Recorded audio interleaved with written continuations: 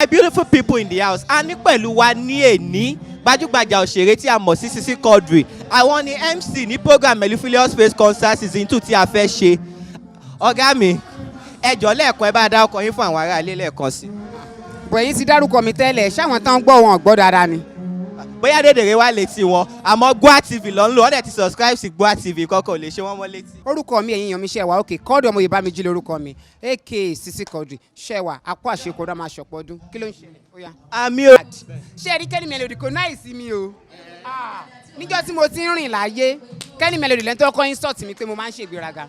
Ó ní àkọ́tọ́ pé tọ̀, ó ní mo máa ń bínú jù, mo máa ń ṣe kinní kan, olómàlébù mi, wẹ́n, ó nice náà torí mo ro tọ́. Ó ṣàkíyèsí pé tẹ bá wà lórí sẹ́ẹ̀tì náà ẹ máa ń jó.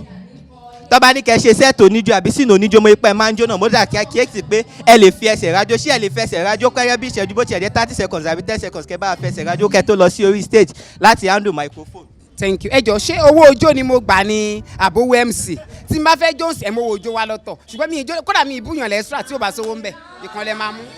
Ẹ dákun ẹ má bu mi ijó ni kẹ́ bá fi wú torí Ọlọ́run. Sọ adúpẹ́ ijó rèé o bẹ́ẹ̀ lẹ́rìí ijó àti mi síbí àti mi sọ́ọ̀sì. Ẹ kò mọ́lẹ̀ èmi kàn lè dànsì àṣìṣe èmi ijó tí ò bá sí ìlú.